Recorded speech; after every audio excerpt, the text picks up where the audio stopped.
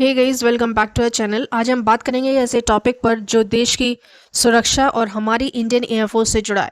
Rafale jets और chief of defence staff का एक रीसेंट स्टेटमेंट जो नेशनल कंसर्न बन गया। ये स्टेटमेंट सुनते ही लोगों के दिमाग में सवाल उठने लगे, क्या सच में इंडियन राफेल जेट्स को टारगेट किया गया या वो गिराए गए हैं? और सबसे बड़ा सवाल, सीडीएस ने एक्चुअली कहा क्या है और इसका मतलब क्या है हमारे लिए। इस वीडियो में हम पूरा मैटर डिटेल में ब्रेक डाउन करेंगे। हम देखेंगे कि सीडीएस का स्टेटमेंट का असली कॉन्टेक्स्ट क्या था, राफेल जेट्स के डाउन होने के क्लेम्स में कितनी सच्चाई है, ये इंडियन एयरफोर्स के लिए स्ट्रैटेजिकली क्या मीन करता है, और यूपीएससी एस्पिरेंट्स, डिफेंस एंथुसियास्ट और क्यूरियस सिटीजन्स को इससे क्या सीखना चाहिए। तो अगर आप देश के डिफेंस और करंट अफेयर्स के बारे में जानना चाहते हैं तो ये वीडियो एंड तक जरूर देखिए। चलिए शुरू करते हैं। पहले एक सेकंड के लिए सोचिए, जब आप सुनते हो कि इंडिया के सबसे एडवांस्ड फाइटर जेट्स राफेल को शायद एनिमी ने टारगेट किया या डाउन कर दिया तो कैसा लगता है? दिल में एक डर सा पैदा होता है। और जब ये बात चीफ ऑफ डिफेंस स्टाफ जैसे सीनियर मोस्ट मिलिट्री ऑफिसर के मुंह से निकले तो ये नेचुरली बड़ा इशू बन जाता है। लेकिन रुकिए, क्या ये सच है या फिर ये सिर्फ अफवाह है जो सोशल मीडिया पे वायरल हो गई हैं? आज हम इस कंफ्यूजन को दूर करेंगे, फैक्ट बेस्ड एनालिसिस करेंगे, सिंपल लैंग्वेज, एंगेजिंग टोन में, सॉलिड इंफॉर्मेशन के साथ। चलिए पहले ये समझ लेते हैं कि राफेल जेट्स है क्या और सीटीएस का रोल क्या है, ताकि हम कॉन्टेक्स्ट सेट कर सके। राफेल जेट्स ये कोई मामूली प्लेन्स नहीं है, ये फ्रांस से खरीदा गया मल्टी रोल फाइटर जेट्स है जो इंडियन एयरफोर्स के लिए गेम चेंजर माने जाते हैं। इंडिया ने 2016 में 36 राफेल जेट्स का डील साइन किया था और ये जेट्स 2020 से हमारी एयरफोर्स का हिस्सा हैं। इनकी खासियत क्या है? ये air to air combat, ground attacks, reconnaissance और न्यूक्लियर डिटरेंस जैसे मिशंस हैंडल कर सकते हैं। इनमें एडवांस टेक्नोलॉजी है, जैसे मीटियोर मिसाइल्स जो 100 से 150 किलोमीटर तक एनिमी प्लेन्स को लॉक और डिस्ट्रॉय कर सकते हैं, और स्पेक्ट्रा इलेक्ट्रॉनिक वारफेयर सिस्टम जो इन्हें रडार से छुपा सकता है। अब ये जेट्स क्यों इंपॉर्टेंट है? इंडिया के पास दो स्ट्रॉन्ग नेबर हैं, चाइना और पाकिस्तान, और दोनों के पास अपनी एयर फोर्सेस हैं। चाइना के पास J-20 स्टील्थ जेट्स हैं और पाकिस्तान के पास चाइनीज मेड JF-17 और J-10C जेट्स हैं। इनके अगेंस्ट हमें एयर सुपीरियरिटी चाहिए और राफेल इसी सुपीरियरिटी का सिंबल है। बात करते हैं चीफ ऑफ डिफेंस स्टाफ की। सीडीएस इंडिया का सबसे सीनियर मिलिट्री ऑफिसर होते हैं जो army, navy and air force को कोऑर्डिनेट करते हैं।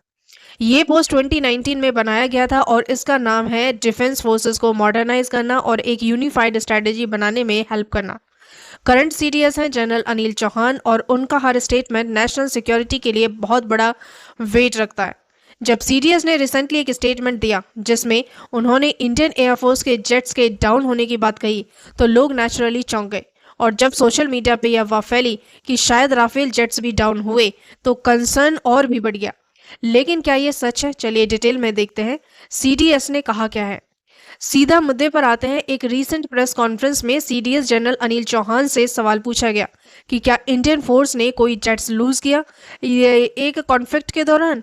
उनका जवाब था, the good part is that we were able to understand the tactical mistake which we made, remedy it, rectify it, and then implement it again after 2 days and flew our jets again, targeting at long range. उन्होंने ये भी कहा कि पाकिस्तान के claims की उन्होंने 6 Indian jets down किए absolutely incorrect है। अब इस स्टेटमेंट को केयरफुली डाइसेक्ट करते हैं। सीडीएस ने कंफर्म किया है कि इंडियन एयरफोर्स ने कुछ लॉसेस फेस किए, लेकिन उन्होंने नंबर नहीं बताया और ना ही स्पेसिफाई किया कि कौन से जेट से। उन्होंने कहा कि एक गलती हुई लेकिन उससे सीखा गया और 2 दिन बाद फिर से ऑपरेशंस किए गए। उन्होंने पाकिस्तान के 6 जेट्स डाउन करने के दावे तो रिजेक्ट किया। इम्पोर्टेंटली उन्होंने राफेल जेट्स का स्पेसिफिकली मेंशन नहीं किया। तो यहाँ से ये क्लियर है कि कुछ तो लॉसेस हुए थे लेकिन राफेल जेट्स के बारे में कोई डायरेक्ट बात नहीं कही गई है। लेकिन फिर भी सोशल मीडिया पे और कुछ न्यूज़ आउटलेट्स ने ये स्पेक्टिकुलेट करना शुरू कर दिया है कि राफेल जेट्स भी शामिल थे। अब सवाल ये है, क्या ये स्पेकुलेशन सच है? इसके लिए हमें एविडेंस देखने पड़ेंगे।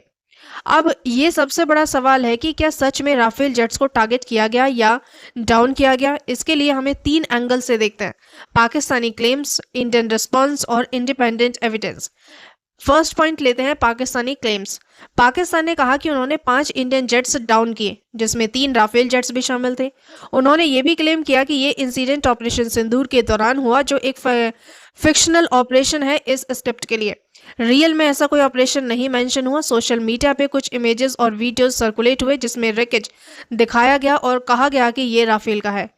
प्रॉब्लम ये थी कि पाकिस्तान ने कोई सॉलिड प्रूफ नहीं दिया, ना ही रिकेज का क्लियर आइडेंटिफिकेशन, ना ही सीरियल नंबर, ना ही कोई पायलट का कैप्चर। क्या एक्सपर्ट्स ने कहा कि ये इमेजेस पुराने इंसिडेंट से हो सकते हैं, जिससे जैसे कि एक मिग 29 क्रैश की फोटो जो 2024 में वायरल हुई थी। सेकेंड पॉइंट आता है यहाँ पे, फिर इंडिया का रिस्पॉन्स क्या रहा। इंडियन एयरफोर्स ने ऑफिशियली कोई जेट लॉस कंफर्म नहीं किया, लेकिन सीडीएस के स्टेटमेंट से ये हिंट मिलता है कि कुछ लॉसेस हुए थे, लेकिन राफेल के बारे में कोई स्पेसिफिक बात नहीं कही गई है।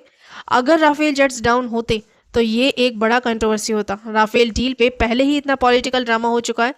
59,000 करोड़ का डील था ये, कि अगर ये जेट्स डाउन होते तो गवर्नमेंट और अपोजिशन दोनों इस पे चुप नहीं बैठती। थर्ड पॉइंट आता है इंडिपेंडेंट एविडेंस। कुछ इंटरनेशनल मीडिया आउटलेट्स जैसे कि CNN और रॉयटर्स ने रिपोर्ट किया कि पाकिस्तान ने चाइनीज मेड J-10C जेट्स और PL-15 मिसाइल्स यूज करके इंडियन जेट्स को डाउन किया और उनमें राफेल भी था। लेकिन ये रिपोर्ट्स अननेम्ड सोर्सेज पे बेस्ड हैं और वेरीफाइड नहीं है। राफेल के पास मीडियम मिसाइल्स हैं जो PL-15 से ज़्यादा रेंज के हैं, प्लस इनका स्पेक्ट्रा सिस्टम इनमें स्टील थी बनाता है। तो थियोरेटिकली राफेल को डाउन करना मुश्किल होना चाहिए अनलेस कोई बड़ी टैक्टिकल मिस्टेक हो। तो अब तक के एविडेंस से ये लगता है कि कुछ इंडियन जेट्स डाउन हुए होंगे जैसे CDS ने हिंट दिया, लेकिन राफेल जेट्स के डाउन होने का कोई कॉन्क्रीट प्रूफ नहीं है, ना इंडिया से, ना पाकिस्तान से, ना इंडिपेंडेंट सोर्सेज से। यह ज़्यादातर स्पेकुलेशंस और मिस इन्फॉर्मेशन लगता है जो सोशल मीडिया पे वायरल हो गया। लेकिन फिर भी कॉम्बैट में कुछ भी हो सकता है। अगर टैक्टिकल मिस्टेक हुई जैसे CDS ने कहा, तो शायद वो जेट्स चाहे राफेल हो या मिग या सुकोई डाउन हुए होंगे। अब इसका असर क्या हुआ, चलिए देखते हैं। मान लो कि कुछ जेट्स डाउन हुए थे, तो चाहे राफेल हो या ना, इसका इंडियन एयरफोर्स के लिए क्या मतलब है। ये सेक्शन थोड़ा सीरियस है, ध्यान से सुनिए। फर्स्ट पॉइंट लेते हैं, टेक्टिकल लर्निंग इससे मिलती है। CDS ने कहा कि उन्होंने मिस्टेक से सीखा और 2 दिन बाद फिर से जेट्स फ्लाई किए। ये दिखाता है कि इंडियन एयरफोर्स अडेप्टिव है। मॉडर्न वारफेयर में ये क्वालिटी बहुत ज़रूरी है। लॉसेस से डरना नहीं, बल्कि उन्हें एनालाइज करके इम्प्रूव करना चाहिए।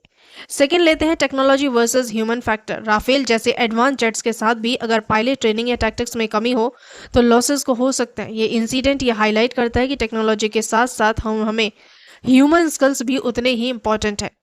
एनिमी कैपेबिलिटीज लेते हैं। पाकिस्तान के पास चाइनीज जेट्स और मिसाइल्स हैं जो इंक्रीजिंगली एडवांस्ड होते जा रहे हैं।